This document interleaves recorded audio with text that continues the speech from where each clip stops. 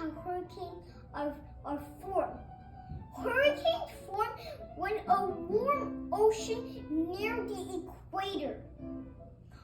Some often go forming warm and moist. It rises up, forming nimbus cloud. That's called storm clouds. These clouds rotate like this. When it reaches 74 miles per hour, it's called a hurricane. But hurricanes don't touch the ground. They touch in the air. But tornadoes touch the ground.